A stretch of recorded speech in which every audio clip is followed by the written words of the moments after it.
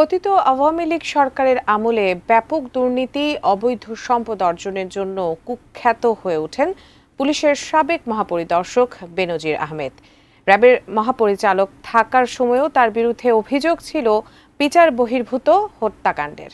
আছেন যুক্তরাষ্ট্রের নিষেধাজ্ঞার তালিকায়ও। এবার বেনজির আহমেদের বিরুদ্ধে রেড নোটিশ জারি করেছে ইন্টারপোল। বিস্তারিত ইমতিয়াজ আলমের রিপোর্টে।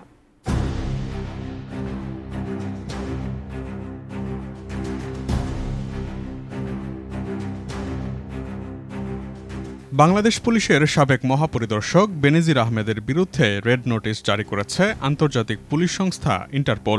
গত 10 এপ্রিল এই রেড নোটিশ জারি করা হয়। বাংলাদেশ পুলিশের ন্যাশনাল সেন্ট্রাল ব্যুরো এনসিবি এবং পুলিশের সদর দপ্তরের সংশ্লিষ্ট একাধিক সূত্র বিষয়টি নিশ্চিত করেছে।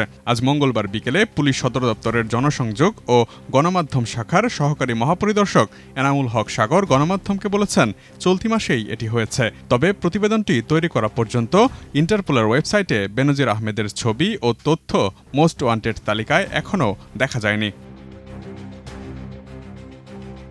জুলাই গণঅভ্যুত্থানে ক্ষমতাচ্যুত প্রধানমন্ত্রী শেখ হাসিনা সহ 12 জনের বিরুদ্ধে রেড নোটিশ জারির জন্য আন্তর্জাতিক পুলিশ সংস্থা ইন্টারপোলের কাছে আবেদন করা হয়েছে। বিদেশে পলাতক ওই ব্যক্তিদের বিরুদ্ধে রেড নোটিশ জারি করতে ইন্টারপোলের কাছে পৃথক 3টি ধাপে আবেদন করেছে বাংলাদেশ পুলিশের ন্যাশনাল সেন্ট্রাল ব্যুরো এনসিবি। সঠিক প্যাড আর সঠিক তথ্য দিয়ে এসব সামলে নিব এক হয়ে। Monalisa sanitary napkin. পুলিশের সংশ্লিষ্ট একটি সূত্র জানিয়েছে, শেখ হাসিনা সহ যে 12 জনের বিরুদ্ধে রেড নোটিশ জারির আবেদন করা হয়েছে তাদের মধ্যে বেনজির আহমেদের বিরুদ্ধে করা আবেদনে আর্থিক অপরাধের অভিযোগ তুলে ধরা হয়েছে। অন্যদের বিরুদ্ধে করা আবেদনে মানবতা বিরোধী অপরাধে জড়িত থাকার তথ্য উপাত্ত যুক্ত করা হয়েছে।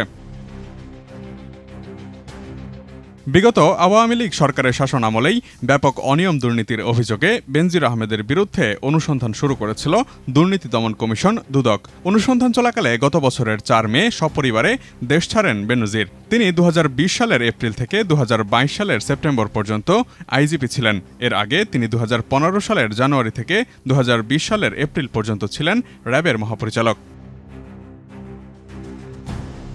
বেনজির আহমেদ বর্তমানে সপরিবারে পলাতক রয়েছেন। কোন দেশে আছেন তা এখনও পুলিশ নিশ্চিত হতে পারেনি। তবে পুলিশের একজন ঊর্ধ্বতন কর্মকর্তা বলেছেন, রেড নোটিশ যেহেতু জারি করা হয়েছে, আশা করা যাচ্ছে খুব শিগগিরই তার অবস্থান ও তাকে গ্রেফতার করে দেশে ফিরিয়ে আনা সম্ভব।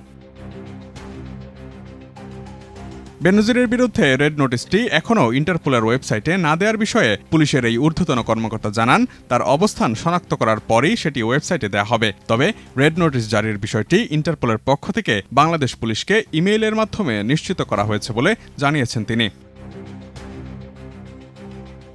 Imtiaz Alam, desk report, ATN news.